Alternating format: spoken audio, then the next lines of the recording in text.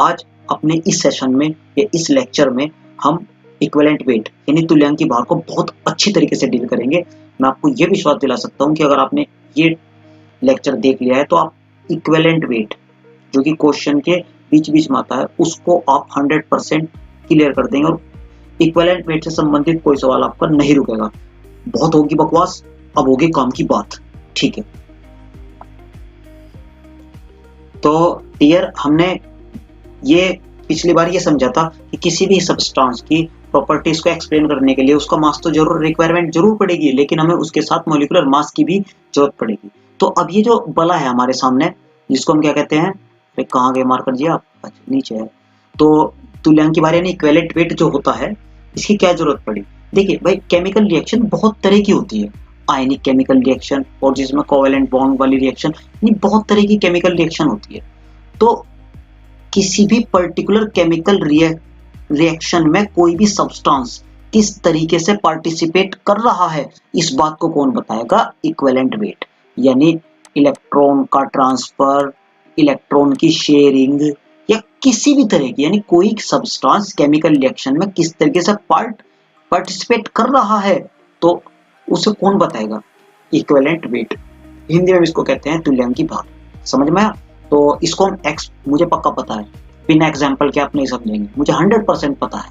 तो हम ये देखते हैं कि जैसे हमने कोई भी एक रिएक्शन की, NaOH सोडियम हाइड्रोक्साइड HCl, अगर रिएक्शन नहीं समझ में आई तो हार्ट अटैक मत लेना, क्या तुम्हारे गुर्दों में हार्ट अटैक आ जाए, नहीं। ये क्या है? NaCl प्लस H2O, ये क्या है? आयनिक, पर्टिकुलर एक आयनिक रिएक्शन है। अब इस आयनिक रिएक्शन में किस तरीके से सोडियम हाइड्रोक्साइड ने पार्टिसिपेट करा, HCl ने किस तरीके से पार्टिसिपेट किया, तो इसके बारे में मॉलिक्यूलर मास में ही कुछ इंप्रूवमेंट होगा, और जो इंप्रूवमेंट होने के बाद आएगा उसे हम क्या कहते हैं? Equivalent weight. Equivalent weight, right. तो देखो, एक बात समझने की कोशिश करना बेटा, जो आज का सेशन रहेगा आपका, इसमें इक्विवेलेंट वेट आप पूरा अच्छी तरीके से कवर करा दिया जाएगा। जेई एडवांस तक कह रहा हूं मैं। ये जो नीट जेई मेंस के एग्जाम, ये तो आराम से बिल्कुल एक कोने बैठ कर होंगे। तो यानी हम इक्विवेलेंट वेट को निकालना सीखेंगे। मैं आपको बता रहा हूं कि नॉट जो इक्विवेलेंट वेट है वो केवल और केवल, मैं तुम्हें बता रहा हूं अच्छी तरीके से, इक्विवेलेंट वेट केवल और केवल 5 प्रकार से निकाला जाता है, या 5, क्योंकि कंपाउंड केमिकल रिएक्शन के बेस पर करेंगे ना, तो हम 5 टर्म्स अच्छी तरीके से सीख जाए तो इक्विवेलेंट वेट अच्छी तरीके से समझ में आ जाएगा। अब ये 5 टर्म्स कौन कौन सी है, यदि किस तरीके से हम केमिकल इक्विवेलेंट वेट को निकाल सकते हैं, तो ये जो टर्म्स है आपके सामने लिख रही है, ठीक है, जो इस प्रकार है। तो ये जो 5 है, 5 तरीके से हम निकाल सकते हैं। कोई से देखो, depend on chemical equation, redox reaction, non redox reaction, acid and base ions और एसिडिक साल्ट। तो हम इसमें इक्विवेलेंट वेट किस तरह निकालेंगे वो हम आपको बताएंगे। तो सबसे पहले क्या आता है, पर्टिकुलर आपको समझना पड़ेगा what do you mean by redox reaction. एक ऐसी रिएक्शन जिसमें एक कंपाउंड तो इलेक्ट्रॉन को ले रहा, जैसे ए ने इलेक्ट्रॉन को डोनेट कर दिया, ठीक है, और ये दिया गया इलेक्ट्रॉन बी के पास आ गया, तो पर्टिकुलर केमिकल रिएक्शन क्या हुआ? ए इलेक्ट्रॉन से इलेक्ट्रॉन को हम खत्म कर देंगे, तो A plus B, A positive and B negative. तो यानी ये पर्टिकुलर रिएक्शन क्या होती है? ये रेडॉक्स रिएक्शन को रिफर करती है, यानी रिप्रेजेंट करती है, जिसमें एक जो मेरे पास कंपाउंड ऐसा होता है या एलिमेंट ऐसा होता है। अगर देखो, एलिमेंट रिएक्शन करेगा तो हम एलिमेंट की बात करेंगे, कंपाउंड रिएक्शन करेगा तो हम कंपाउंड की बात करेंगे। तो इसमें एक तो इलेक्ट्रॉन डोनेट करेगा, दूसरा इलेक्ट्रॉन को कैप्चर करेगा यानी एक्सेप्ट करेगा। ये वाली रिएक्शन क्या होती है? Redox reaction. तो हम रेडॉक्स रिएक्शन जब भी होगी तो ए का और बी का इक्विवेलेंट वेट इस तरीके से निकालेंगे। अगर ए एलिमेंट है तब क्या होगा और ए कंपाउंड है तब क्या होगा, तो हम अच्छी तरीके से ये पढ़ेंगे। तो पहले हम पढ़ेंगे रेडॉक्स रिएक्शन में, फिर नॉन रेडॉक्स रिएक्शन में एसिड बेस और आयंस और एसिडिक सॉल्ट। तो हम करते हैं रेडॉक्स रिएक्शन से स्टार्ट। ओके, देखिए डियर, तो हम एग्जाम्पल के अच्छी तरीके से पढ़ेंगे कि हम इक्विवेलेंट वेट किससे निकाल देंगे। तो मैं आपके सामने पहली यो ए डालेंगे, क्योंकि ए यहाँ पे A1 हमने यहाँ पे लिख दिया है, ठीक है। जैसे मेरे पास इक्वेशन है 8H पॉजिटिव प्लस MnO4, भाई राइटिंग मेरी खराब है, थोड़ा सा आप कॉम्प्रोमाइज करें, प्रैक्टिस से सही हो जाएगी, मुझे पक्का पता है। तो 4H2, इस इक्वेशन को देखिए, ये तो हमारी क्या है, इधर वाली साइड तो हमारी हम देखते हैं कि लेफ्ट हैंड साइड है और ये है राइट हैंड साइड। इस पर टोटल चार्ज कितना है मेरे बेटे, राइट हैंड साइड पर +2, राइट। इस पर देखिए आप, यहां पर देखिए मेरे बेटा, तो आप यहां पर देखेंगे कि 8 तो प्लस है और 1 है माइनस, राइट। यानी 8 तो है प्लस और 1 है माइनस, टोटल कितना हो गया 7। तो अब एक बात बताइए, यहाँ पे +7 है और ये क्या है +2। अब यहाँ पर क्या है, कहां पर ज्यादा है, यहाँ पर, तो कहां पर कुनेट जोड़नी पड़ेगी। कुनेट मतलब नेगेटिविटी, और नेगेटिविटी का मतलब ही क्या है, इलेक्ट्रॉन्स। तो यहाँ पर कितने इलेक्ट्रॉन को ऐड करना पड़ेगा, 5 इलेक्ट्रॉन्स, हाँ है ना। तो कितने इलेक्ट्रॉन ट्रांसफर किए हैं, 5, जब जाके ही तो रिएक्शन बैलेंस हुई है दोनों चार्ज पे। तो चार्ज को अच्छी तरीके से ओवर और एस्टिमेट करने के लिए हमें कितने इलेक्ट्रॉन की जरूरत पड़ी, दैट्स कॉल्ड 5, समझ में। और number of transfer electron in particular chemical reaction, और ये क्या है MnO4। अब एक बात ध्यान रखना, MnO4 1 नेगेटिव का आप मोलिकुलर मास निकालना, मैंने कितना मान लिया है m, माना नहीं मैंने, कॉपी किताब इसलिए कह रहा हूं मैं, आप लेके बैठिए। हमने मोलिकुलर मास निकाल लिया Mn का, 4 ऑक्सीजन का, ठीक है, हमने निकाल लिया। तो इसका जो इक्विवेलेंट वेट निकलेगा वो किस तरह निकलेगा, m upon number of transfer electron यानी n, यानी molecular mass mm upon n 5, ये आ जाएगा इसका इक्विवेलेंट वेट। समझ में आ रहा है। अब दूसरा एग्जांपल पढ़ेंगे, मुझे पक्का एग्जांपल पे एग्जांपल टैप को मारेंगे जिससे इसके गुर्दे ढीले हो जाए। अब जैसे ये क्या है, MnO4 नेगेटिव फर्स्ट, और ये कन्वर्ट किस में हो गया मेरे बेटा, MnO4 डाइनेगेटिव। सोच के देखिए, अब सोच के देखिए, यहाँ पर कितना चार्ज है -2, यहाँ पर कितना है माइनस, अरे चार्ज तो बता दियो। मुझे दो चीज से बहुत वो है, नंबर 1, बोरिंग बच्चे मुझे अपनी क्लास में एक्सेप्ट नहीं है। जब भी देखोगे एनर्जेटिक और बेहतरीन मिनटोस होके देखियो, ये वैसे नहीं ये मुंह फुला के चलो पागल से बेवड़े से, तो क्या ध्यान दो, -1 और -2। अब आप मुझे एक बात बताइए, चार्ज कहां पर ज्यादा है, -2 इधर, -1, -1 ज्यादा होता है, -2 कम होता है, तो कहां पर इलेक्ट्रॉन जुड़ेगा, बिल्कुल राइट, आपने बिल्कुल सही कहा, यहाँ पर। तो नंबर ऑफ ट्रांसफर इलेक्ट्रॉन कितने हुए, फर्स्ट, समझ में। तो अगर मैं MnO4 का मोलिकुलर मास, मैं जब भी कह रहा हूँ पिछला लेक्चर जरूर देख लीजिए, मोलिकुलर मास किस तरह निकला है। मोलिकुलर मास मैंने इसका m मान लिया है, तो इसका इक्विवेलेंट वेट किस तरीके से होगा, m अपॉन n, यानी m अपॉन, ये होगा इसका इक्विवेलेंट वेट, हाँ या ना। ओके, आगे चलते हैं। तो हम एक और एग्जांपल देखेंगे, एग्जांपल पे एग्जांपल अच्छी तरीके से सीखने, ठीक है। तो डियर मार्कर जी कहाँ गए, चलो ये मार्कर जी नीचे रह जाते हैं। चलो तीसरा एग्जांपल, 4H पॉजिटिव, यार ढिल्लो की तरह ना बैठियो, देख बिल्कुल सामने, एनर्जेटिक होकर पढ़ना, बिल्कुल बोर हो गए तो बता दियो, मैं नेक्स्ट वीडियो में सुधार दूंगा, लेकिन बस ही मुंह लेकर ना बैठियो, मुंह हाथ धोकर आराम से जब बैठियो। माइनस फर्स्ट, और ये क्या आएगा MnO2 प्लस H2, बैलेंस कर लेंगे इसको, 2 आ जाएगा। तो आप मुझे एक बात बताइए डियर, यहाँ पर पॉजिटिव कितने हैं 4, एक नेगेटिव इधर, तो टोटल +3 इधर हो गए, ये कितना है 0, कहां पर ज्यादा है 3 ज्यादा है, तो कितनी कुनेट जोड़नी पड़ेगी 3, हाँ है ना, ठीक है। तो अब बताओ n कितना है इसके लिए 3, right, number of transfer electron कितने हैं 3। अब मुझे एक बात बताइए, मुझे निकालना है पूरे का, तो इन्हें बताओ ये क्या है, मॉलिक्यूल्स, स्पीशीज। तो यहाँ पर क्या होगा, यहाँ पे एलिमेंट नहीं आने का, यहाँ पर आएगा कंपाउंड। तो कंपाउंड का इक्विवेलेंट वेट किस तरीके से होगा, equivalent weight of MnO4 1 negative equals to molecular mass MnO4 1 negative plus upon 3 plus, sorry मेरे से हो गया, तो इसका कितना होता है अप्रोक्सीमेट इसका 199 अपॉन 3 दिया गया है इसका इक्विवेलेंट वेट। तो आपको कुछ नहीं करना है, जनरल में मैं आपको बताता हूँ, आपको n निकालना आना चाहिए। n क्या होता है, मेरे पास एक केमिकल रिएक्शन है A प्लस बी और यहाँ से कुछ भी बन रहा है A plus and B minus, जो हमारा जनरल एग्जाम्पल है। तो आप एक बात बताइए, हमें मॉलिक्यूलर मास अगर A का निकालना है तो A का इक्विवेलेंट वेट A का निकालना है, तो सबसे पहले इसका मॉलिक्यूलर मास m होना चाहिए और कितने नंबर ऑफ ट्रांसफर इलेक्ट्रॉन किए गए हैं, तो क्या जाएगा A का इक्विवेलेंट वेट। तो डियर आपको मेरे हिसाब से पहले वाला जो रेडॉक्स वाला है वो समझ में आ गया होगा। तो हम नेक्स्ट सक्सीड करते हैं कौन सा, नॉन रेडॉक्स की तरफ से, ठीक है, ओके। यानी अब डियर हम क्या करते हैं 0.2, अरे मार्कर जी कहाँ रह जाती है, बीच नीचे रह जाते हैं मार्कर जी, ये क्या है 0.2 यानी नॉन रेडॉक्स।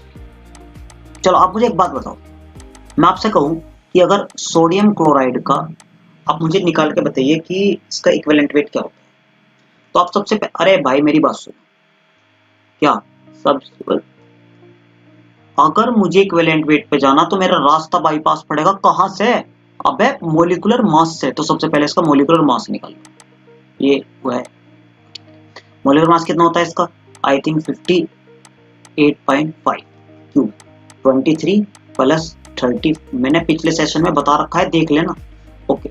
वरना शराब दे दूंगा मैं आपको, पानी पीकर प्यास नहीं लगेगी। आप मुझे एक बात बताइए, NaCl इस पर टोटल चार्ज कितना है, सोडियम पर है +1, क्लोरीन पर कितना है, क्लोराइड से -1, तो अब मुझे बताइए टोटल इस पर मैग्नीट्यूड चार्ज कितना है 1, तो n कितना है इसके लिए 1। तो अब जब इक्विवेलेंट वेट निकालेंगे इसका तो कितना आएगा 58.5 अपॉन 1, यानी कितना आ गया 58. बात समझ में आ रही है, ठीक है। ये तो हमारा एग्जांपल नंबर फर्स्ट हो गया। अब एग्जांपल नंबर 2 अच्छी तरीके से देखेंगे, क्या एल्यूमिनियम ट्राइक्लोराइड। सबसे पहले इसका मॉलिक्यूलर मास निकाल लेंगे, मान लिया मैंने m है, अब निकाल लियो यार, बेवजह आप लेक्चर्स को लंबा करेंगे, आप बोर होंगे, मुझे अच्छा चल जाएगा। अब क्या करेंगे, एल्यूमिनियम ट्राइक्लोराइड को हम करेंगे Al triple positive and real negative में, जनरली आयनिक फॉर्म में कह रहा हूँ, वरना इसकी एब्सोल्यूट स्ट्रक्चर क्या होती है डाइमर फॉर्म में Al2Cl6 ये होती है, लेकिन जनरली मतलब कोई रॉकेट साइंस में नहीं जाना, डीप नहीं जाना भी, +3 और ये क्या है -1। तो टोटल n की वैल्यू कितनी है +5, एल्यूमिनियम पे +3 है और क्लोराइड कितना है और मिला के 3, तो एक पर कितना है -, तो यहाँ पर कितना हो जाएगा 3। समझ में आ रहा है डियर, ओके। यहाँ मैं हिंदुस्तान और पाकिस्तान के बीच में लाइन खींची है, ये हमारा गुजरात वाला इलाका, मजा आ रहा है, चलो ठीक है। अब यहाँ पर क्या हो जाएगा, मॉलिक्यूलर मास किस तरीके निकालेंगे, एल्यूमिनियम का mm माना है और यहाँ पर हो जाएगा 3, आ गया हमारा आंसर। समझ में आ रहा है, देखेंगे, अरे वाह, K2SO4 Al2SO4 का whole thrice into hydrated 24H2O। अब देखते हैं यहाँ पर टोटल पॉजिटिव चार्ज देखते हैं, पोटाशियम, पोटाशियम नहीं बोलते, पोटासियम बोलते हैं इसको एक्चुअल मीनिंग में, पोटासियम, पोटाशियम नहीं पोटासियम। तो कितने +1 होता है, एक पर तो 2 पर +2, ओके। एल्यूमिनियम पर कितना होता है, 1 पर 3 होता है, 2 पर होगा 6, टोटल कितना हो गया 8। और कोई पॉजिटिव इसे लेने का, तो अब बेगानी क्या कहते हैं उसको, बेगानी शादी में अब्दुल्ला दीवाना, अरे यार इतनी मैच होती है। माइनस सल्फेट पर -2, ये जो बता रहा हूँ ना मैं, सल्फेट पोटासियम ये सब, अरे यार इनकी टेंशन न लियो, अभी मैं केवल मोल कॉन्सेप्ट पढ़ा रहा हूँ, आगे भी जाएंगे। तो ये कितना हो जाएगा -2 3 यानी -8। तो n की वैल्यू कितनी आई है 8, हाँ या ना। तो हम क्या करेंगे, फॉर एग्जांपल जो पूरा राक्षस खड़ा, इसका जो मॉलिक्यूलर मास है वो है m, क्या है, तो इसका इक्विवेलेंट वेट किस तरह निकलेगा भाई, m/8। आई थिंक समझ में आ गया। कोई समझ में नहीं आ रही है तो मुझे बताइए। तो इस तरीके से आप निकाल सकते हैं, यानी टोटल चार्ज देखेंगे उस पर, और कैटायन पे भी एनायन पे भी सेम आएगा लगभग, तो क्या होगा, मॉलिक्यूलर मास को उससे हम क्या कर देंगे, डिवाइड, राइट। ओके, तो हम नेक्स्ट चलते हैं एसिड और बेस।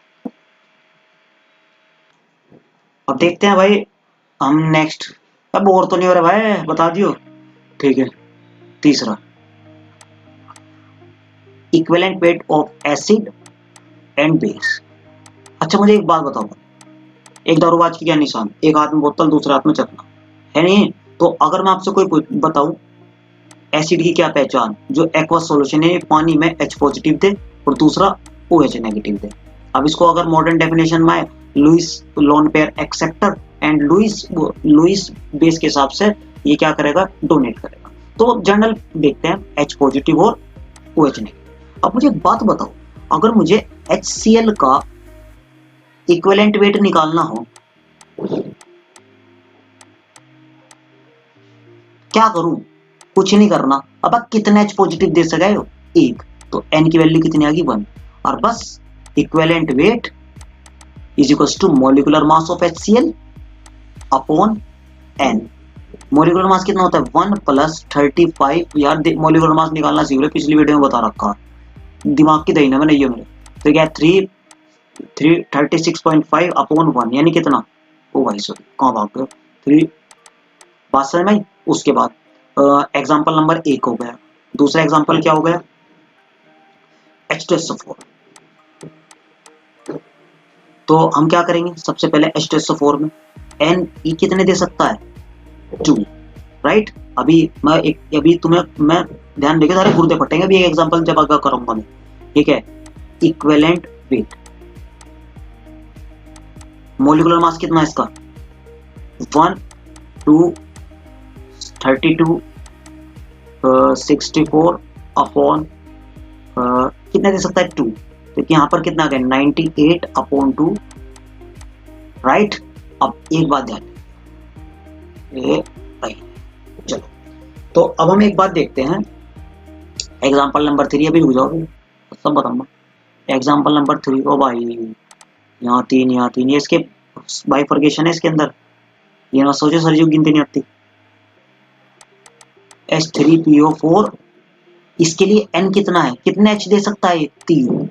अभी आप ये देख रहे हैं कि हम सर यहाँ पर जितने H आ रहे उसी के हिसाब से N दे रहे हैं। अभी रुक जाइए, equivalent weight is equals to molecular mass निकालिए पहले इसका, और उसको डिवाइड किससे कीजिए, 3। अब आएगा मजा, फोर्थ,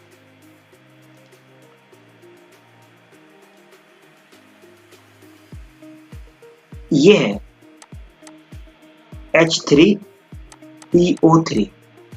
यहां पर क्या है, N की वैल्यू 3 आएगी ना भाई ना, स्ट्रक्चर देख लो पहले इसकी।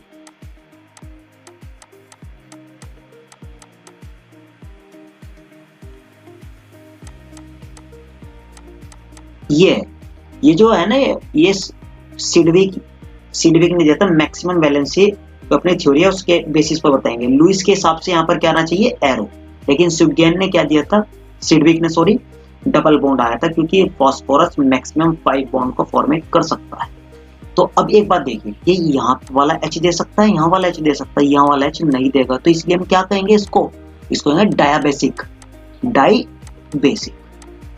तो अगर मैं इसका इक्विवेलेंट वेट निकल लूं, अब हम आप कहोगे हमें किस तरह पता चलेगा जी, तो रुक जाओ, थम जाओ, 2 रीढ़ की हड्डी तो एक ही होगा, यानी जो स्केलेटन होता है एटॉमिक स्ट्रक्चर, और जो रीढ़ की हड्डी केमिकल बॉन्डिंग, इसमें हमें यही पढ़ना। इक्विवेलेंट वेट निकालना है H3PO3 का, तो हमें क्या करना पड़ेगा, molecular mass of H3PO3 upon कितना, 2, कितना आएगा, 2। तो यहाँ पर क्या आएगा, मॉलिक्यूलर मास निकाल, सॉरी 4 है, एक्सट्रीमली सॉरी फॉर दैट, इसका मॉलिक्यूलर मास M अपॉन 2, 30। अब यार स्लाइड बदल लो, एक मिनट रुको, स्लाइड बदल लो यार, ये बाबा, चलो मैं आ रहा हूँ तुम्हें, ठीक है। नेक्स्ट, तो अब देखते हैं H3PO2। यहाँ पर एक बात देखिए, मॉलिक्यूलर मास कितना है इसका H3PO3 का, M, अब जब यहाँ पर अगर इसकी स्ट्रक्चर बनाएंगे तो कुछ इस तरीके से आलम होगा। आलम, यहाँ जान दो वाले, कितना बेहतरीन वर्ड बोला मैंने, आलम। तो देखिए इसके लिए एन यहाँ से डोनेट नहीं करेगा, यहाँ से डोनेट नहीं करेगा, कहाँ से करेगा, यहाँ से। तो फर्स्ट, तो इसे हम क्या कहेंगे, क्या कहेंगे इसको, मोनोबेसिक एसिड। क्या कहेंगे, मोनोबेसिक एसिड। तो इक्विवेलेंट वेट कितना होगा इसका, मोलिकुलर मास कितना, n/1, ये आ जाएगा। यानी n। अब आपके दिमाग में खुरापात उठ रही होगी या नहीं उठ रही, तो मेरे दिमाग में उठ रही, मैं बता रहा, क्योंकि मुझे पक्का पता है बच्चे जरूर पूछे। मैंने इस H3PO2 को मोनोबेसिक कहा, मोनो एसिडिक क्यों नहीं कहा।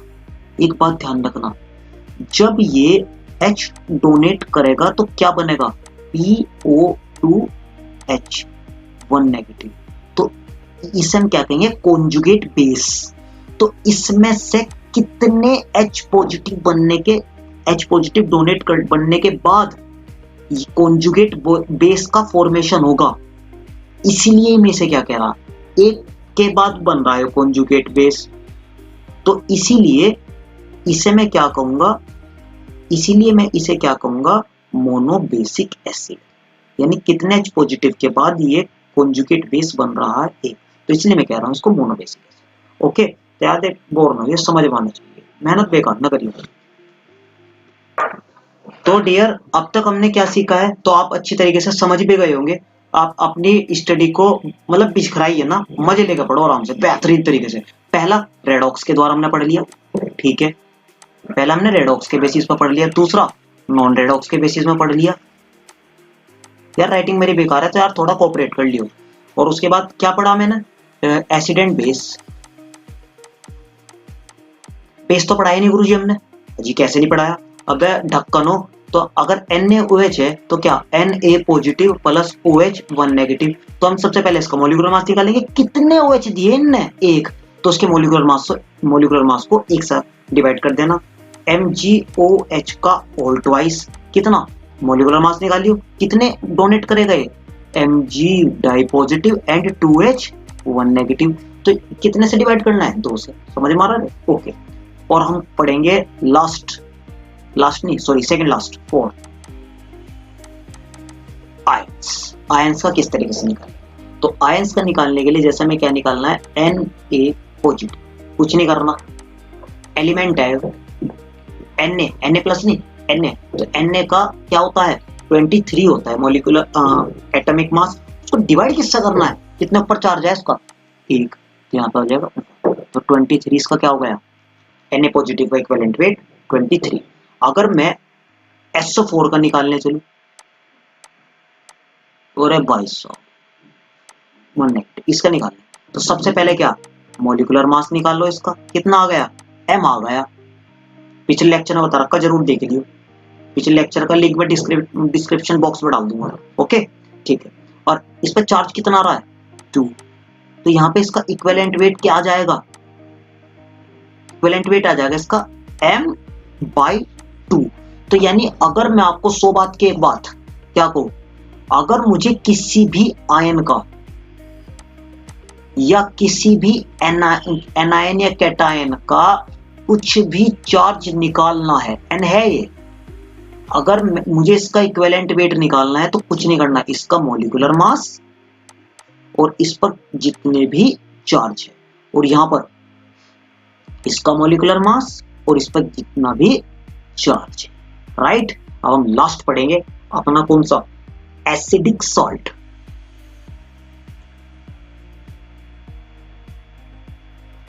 तो देखिए डियर, हम सबसे पहले देखेंगे NaHCO3। दूसरा एग्जांपल देखेंगे हम, भाई एग्जांपल मैं क्यों कराता हूं इतने, जिस भाई अरे सॉरी यार, NaHSO4 थर्ड, Na2, सारे सोडियम के ही ले लिए, सोडियम नहीं सोडियम, मैंने आपको बताया। देखिए एक बात समझिए आप, ये क्या था, मेरे पास H2CO3 था, क्या था, H2SCO, H2CO3, इसको एक H गया, यहाँ पर कौन आ गया, सोडियम। H2SO4 में एक H गया, सोडियम आ गया। और यहाँ पर देखिए इसी तरीके से यहाँ ये क्या है, ये एसिड से बनने वाले सोल्ट है, तो इसको हम क्या कहेंगे, एसिड सोल्ट। अगर मुझे इसको निकालना है इसका मॉलिक्यूलर मास, तो हम क्या करेंगे, देखिए सबसे पहले बाईपास क्या जाएगा, NaHCO3 का मॉलिक्यूलर मास क्या आएगा, molecular mass of NaH, sodium का कितना होता है 23, H का होता है 1, कार्बन का होता है 12, ऑक्सीजन का होता है 16, 48। तो अब एक बात बताइए, इनको जोड़िए, 24 प्लस ये कितने हो गए डियर, 60, और यहाँ पर कितने हो गए 1 नहीं आएगा, 84 आएगा। अब एक बात बताओ, इक्विवेलेंट वेट अगर इसका निकालना है तो 84 से 84 को डिवाइड किस, अब भाई कितने कितने H रिप्लेस हुए हैं, 1, तो यहाँ पर कितना आएगा 1, तो क्या आएगा 84। अच्छा जी, अगर इसका इस पूरे राक्षस का मॉलिक्यूलर मास में कितना निकाल लूं, M आ गया, तो इक्विवेलेंट वेट कितना आएगा, M/1। सेम ऐसा कैसा आएगा, इक्विवेलेंट वेट M/1। अभी एक बात और ध्यान रखिए, मैं आपको एक बार समराइज कर देता हूं मैंने आज क्या क्या पढ़ा है। नेक्स्ट स्लाइड ले यार, सॉरी फॉर इनकन्वीनियंस, असुविधा के लिए खेद। ओके ठीक है, मैं स्लाइड बता देता हूं। तो डियर हमने इक्विवेलेंट वेट रेडॉक्स बेसिस पे निकाला था, नॉन रेडॉक्स पे निकाला था।